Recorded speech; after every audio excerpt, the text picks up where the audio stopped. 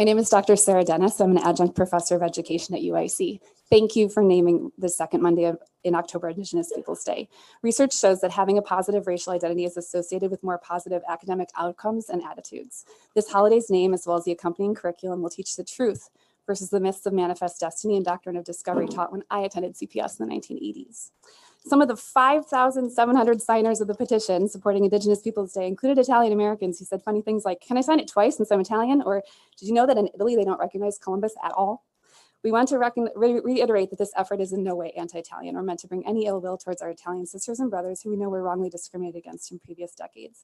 Avanti Popolo, Italian-American writer's Sail Beyond Columbus, edited by the Italian-American Political Solidarity Club, recently opens, "Historically, Italian Americans adopted Columbus as their hero for an obvious reason. We needed to feel validated in a land where we were not accepted. When we arrived here in huge numbers in the late 1800s, we weren't exactly greeted with open arms. In fact, there were no Italians need apply notices in shop windows and lynchings in the South. During World War II, thousands of Italian immigrants were forcibly relocated from their homes or tossed into jail under suspicion of being enemy aliens, losing their livelihoods while their sons fought overseas on behalf of the US. In Little Italy, signs cautioned residents not to speak the enemy tongue, which discouraged parents from passing on their language to their children.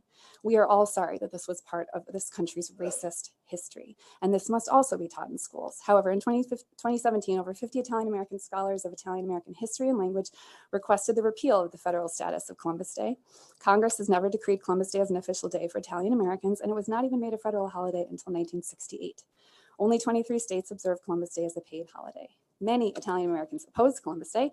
Millions more nationally support Indigenous Peoples Day. Thank you for your actions today to do the equitable thing for CPS. Thank you, Ms. Dennis. And their next speaker, please, speaker number 3, Andrea Mitchell. Yes. Good morning. I am so pleased for the opportunity to address you today on the importance of Indigenous Peoples Day. My name is Andrea Mitchell. I'm a native Chicagoan, a homeowner, and a CPS parent. My second grader is at Decatur Classical, where construction is underway on the expansion projects that this board granted last year, and we thank you for helping us grow our community. In addition to all that, I'm the granddaughter of Italian immigrants. Early on, my family lived right off of our own storied Taylor Street, and later when my grandparents married, they moved near Addison and Austin. I grew up shopping along Harlem Avenue, and I even bought my wedding papers there. So I empathize with the objection to rename Columbus Day that are rooted in wanting to celebrate our heritage. However, we have so many opportunities to celebrate Italian Americans who represent core Chicagoan values. The discoveries of 7 Nobel Prize winners can be explored in science, labor and civil rights leaders such as James Groppi, Vito Russo, and Angela Bombaci can inspire and guide our future leaders. Artists like Frank Stella and Ralph Fasanella and musicians from Frank Sinatra to Frank Zappa can be incorporated into our fine arts curriculum. The texts of literary geniuses like children's author Anthony DiPello and poet Lawrence Ferlinghetti can be studied. And there are so many more listed in the powerful poem, Whose Day Is It Anyway, by my fellow Italian American, Diana De Prima. These individuals have made major contributions to our history and culture.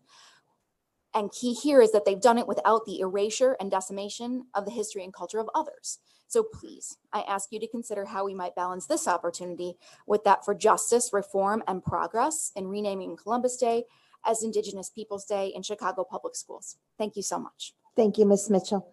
And the next speaker, please, speaker number 5, Leah Albritton. Hi, good morning. I'm a Chicago public schools parent of 2 children.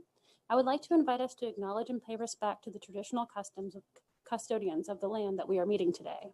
Recognizing that we are on unceded land is important because it acknowledges that the present United States is a collection of chopped up territories and land purchases accumulated by genocide. We are thankful to be here and have this event. We ask that everyone be conscious of their place here on the ancestral homelands of the people of the Council of 3 Fires, the Ojibwe, Potawatomi, and the Odawa. Chicago was also a site of trading and healing for the Miami, Ho-Chunk, and Sauk. Today, there are more than 65,000 Native people representing hundreds of tribal nations who call Chicago area home. Let us all be aware of our role in colonialism. Remember the history and honoring the contributions and traditions of Indigenous peoples is one step towards fighting their erasure. We pay respect to the elders past and present and extend our recognition to their descendants. Land acknowledgements are more and more becoming a practice, utilized as a move towards innocence, while ignoring the ongoing violence Indigenous people endure every day. Land acknowledgements are a promissory note to uphold the customs of First Nations of the lands you visit and those you occupy, which you cannot do without active and consensual relationships. We must do more than acknowledge the past and present.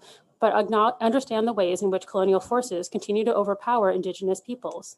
We have understood the relationship the United States has with sovereign Native nations and why the 5 treaties made with Native people that directly impact what we call Chicagoland area have not been honored, and the destruction and dispossession of land and life of Indigenous peoples continues until this day. We must understand that colonialism is an ongoing structure and build our mindfulness to our present participation to deconstruct the romanticism of forced removal and prevent further genocide of remaining Indigenous peoples. I'm here to thank you, the board and CPS staff, on naming the Monday of October as Indigenous Peoples Day and commit to more equity in the curriculum to promote a better future for all youth. Thank you. Thank you, Ms. Silber. And their next speaker, Mr. President, is speaker number 6, please, Monica Rickert-Bolcher. Bonjour. Hello. Thank you for having me here today. My name is Monica Rickert-Bolter. I am African-American, Prairie Band Potawatomi, and German. So I represent the transatlantic. So I am also here as a board representative of the American Indian Center and a former employee of the Chicago Title VII program that was housed here at CPS. I ask that you honor the decision to change Columbus Day to Indigenous Peoples Day. It's a long overdue that Indigenous peoples of the Americas are remembered and celebrated. Having worked for the Title VII program firsthand, I know that CPS can do better, and it has strived to do better and continues to. There were countless times when teachers and administrators had never even heard of the program, and it has been around since the 70s. There's a lot of name changes that go with that, but being part of mass emails and communications is something that we constantly had to struggle with and trying to fight to make sure that Native people were represented on curriculums, and knowing that we had resources and other materials and we have speakers that can come out and get to these different schools and do other workshops. So that being said, our program had to fight for all these things, and it's a systematic problem that we constantly had to face. It can change as long as Indigenous people are acknowledged and respected. Again, I ask that you be part of the progressive change and this positive change that we're seeing throughout the city, where people are actually acknowledging that this is Native lands and honoring the people. Thank you. Thank you, Ms. Bolter. And the next speaker, please, Reverend Jonathan Brooks. Good morning. How are you doing? My name is Reverend Jonathan Brooks, pastor of Canaan Community Church in the Inglewood neighborhood, member of the LSC King College Prep, which helps stabilize King in these next few months, and a parent of a CPS student as well. Thank you for public comment today and for the opportunity to speak. I'll be brief just to say, I'm here today in solidarity with all these amazing people and the over 5,700 who signed the petition in which Sarah holds today. And I just want to say thank you. Thank you for doing the right thing for CPS by honoring Indigenous people with the second Monday in October. As a man of African-American descent and as someone who loves all people because of my love for God, I mean no disrespect to anyone of an Italian heritage. As a matter of fact, I quote two Italian-American scholars, Dr. Roberto and Dr. Ciora, that during the late 19th and early 20th centuries, Italian immigrants saw the American idolization of Columbus as a way to deflect the onslaught of xenophobic and racial prejudice and violence that they encountered, and for which they were relatively unprepared as new arrivals in the United States. They bought into and contributed to a specific Italian reading of Columbus in relationship to their brutal experiences of bigotry. So what we see here is that in response to the very thing that we're trying to overcome now, an incorrect reading of Columbus was created. So I say to you, there are plenty of groups, the No Columbus Day group. There are others, such as the Italian Americans Against Christopher Columbus, that have over 1,100 people in it who agree with the decision we made today. So I say again, thank you. Thank you for keeping your eye on equity, not for some, but for all Chicago Public School students. Thank you. Thank you, Reverend Brooks. And the next speaker, please, 14, Vanessa Oniboni.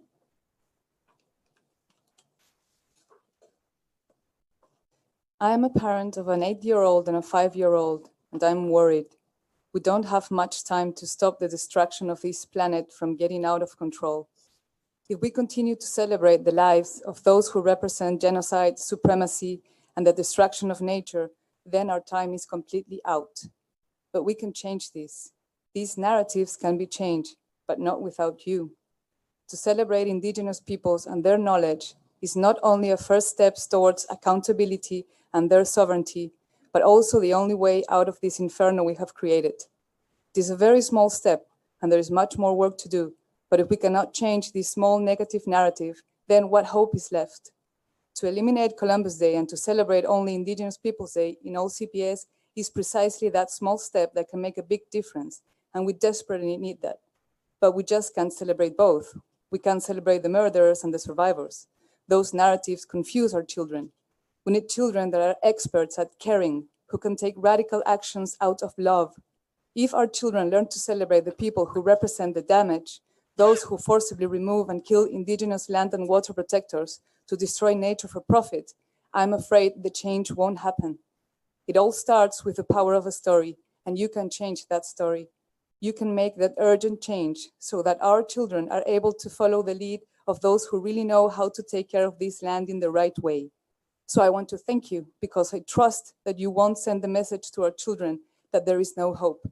I trust that you will make the right choice, because although land acknowledgements are good, they're not enough, and we don't have much time left. Thank you. Thank you for your comments. Their next speaker, Mr. President, is Speaker 22, Miriam Bimani, please. Good morning. My first grader tells me holidays are for big days and important people. Native people are important. She knows school is one place she learns what is important and who is important. Being here today means we are closer to celebrating Indigenous Peoples Day at Chicago Public Schools. So many of us applaud the board's commitment to working toward curriculum content that is culturally relevant and includes honoring Native histories, peoples, and culture. Indeed, many more than just current students are excited about this possible change on the calendar. Alumni from Lane Tech have been discussing Native history for quite some time and would have loved classes offered to teach Native history. One alumni succinctly puts it, quote, "It would also make the environment more welcoming for Native American students." With the conversation then continuing on to discuss restoration of art meant to honor Native histories, the removal of other dated art that does not uplift Native histories, and creation of scholarships meant for Native students. As a CPS parent, I am beyond thrilled that my daughter will experience at school and learn about Native histories and current accomplishments. Through learning and celebrating, she will also internalize the importance of honoring Native peoples. It means so much to honor and celebrate in school. Including Indigenous Peoples Day on the calendar helps push these discussions to action items, ones that students need, parents support, and alumni are excited about. I commend the board for making this change. Thank you. Thank you, Ms. Bimani. And the next speaker, please, speaker number 24, Heather Hathaway. We'll move on to the next speaker then. Speaker 28, please, Francesca Peterson. Hi, my name is Frankie Peterson. I am Listigoge Mi'kmaq First Nation and the Communications and Campaigns Coordinator for the American Indian Center of Chicago, and also a member of the Chi Nations Youth Council. Today, I'm here to talk about recognizing Indigenous Peoples Day as the second Monday of October in lieu of Columbus Day in CPS. First and foremost, I want to say that this isn't an anti-Italian campaign, rather an anti-Columbus one. I recognize the history of Columbus Day and the significance this holiday has to Italian Americans community. I acknowledge that Italian Americans experience terrible discrimination and their resiliency should be celebrated. I just don't think it should be celebrated at the expense of genocide and colonization. We all know that Columbus never set foot on the mainlands of the United States, and he believed that he was playing a part in a divine plan to convert the world to Christianity. What's also typically left out of this narrative is that Christopher Columbus initiated the transatlantic slave trade. Columbus's 4 trips across the Atlantic Ocean laid the foundation and model for chattel slavery. By choosing to celebrate Columbus Day, we are upholding the ideologies of white supremacy and colonization. The narrative that Columbus discovered America erases the histories of Indigenous peoples from all across the Western Hemisphere. But instead of looking at this through frustration, I'm looking at this as a learning opportunity. I'm looking at this as an opportunity to uplift Indigenous students in CPS. as a way to teach a more accurate history that is inclusive of all people, not just white Europeans, and to learn the true history of this land and the Indigenous peoples who are still here, who are a diverse, modern, and contemporary people who don't just exist in history books. And I think this all starts right now with Indigenous Peoples Day in CPS. And honestly, I think it's the bare minimum. Walayak, thank you. Thank you, Ms. Peterson. And their next speaker, Mr. President, is speaker number 48, please. Cynthia Soto. Chante Washte, Cynthia Soto Machiape, Sichango Oyate. Hi, my name is Cynthia Soto, and I'm an enrolled member of the Lakota Nation. I was also born and raised here in the city of Chicago and graduated from CPS. Also graduated from UIC in education and have over 25 years of working in Native educational programs. But most importantly, I am raising my daughter here in Chicago, and she attends Agassiz Elementary. I am here speaking as a Native American parent of a Native American child and an educator in support of Indigenous Peoples Day and its recognition by the Chicago Public Schools. From experience, Native students tend to feel invisible and when their cultures, identities, and histories are incorrectly taught or forgotten in the curriculum. During my years attending CPS, I was only taught about Native Americans in one paragraph in a history book every other year. It's still at times a challenge to have schools recognize and teach accurate Native histories and living stories today. However, I do want to praise my daughter's teachers who are doing the work of including Native American curriculum in their school, not just for one day or month, but ongoing.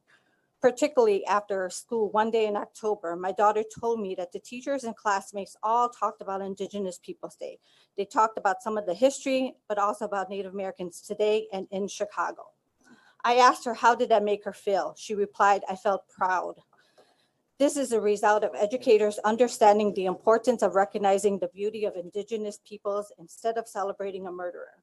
With the CPS calendar recognizing Indigenous Peoples Day, it will be a positive push for all the schools to move beyond stereotypes and false histories. My hope is it continues and you all make the decision to continue the equity work of teaching the truth and having all our students celebrated for who they are. Thank you. Thank you, Ms. Soto. And their next speaker is speaker number 52, please, Ryan O'Donnell. And the last speaker then, Jazz Park. Good morning. I'm Jung-Yoon Jazz Park. I'm an employment attorney and professor at Chicago Kent, but I'm here in my capacity as the parent of a pre-K daughter who attends Pierce, and I'm also a member of Pierce's racial equity group. I attended CPS K through 12 myself, Hibbard, Ogden, and Lincoln Park High School. I'm a strong believer in the importance of allyship with other people of color, supporting these efforts by CPS, the mayor, and the Native American community in Chicago, and especially the American Indian Center. Nothing would please me more than to be able to celebrate Indigenous Peoples Day next year with the student community at Pierce. As the governor of Michigan stated, as they are commemorating Indigenous Peoples Day, it's a day to uplift our country's Indigenous roots, history, and contributions. We can all be a part of this history making as well. We'll be joining in the ranks of 10 other states and DC. We'll also be joining the ranks of approximately 155 cities. So we're a little late in the game, but late, it's not too late by any means.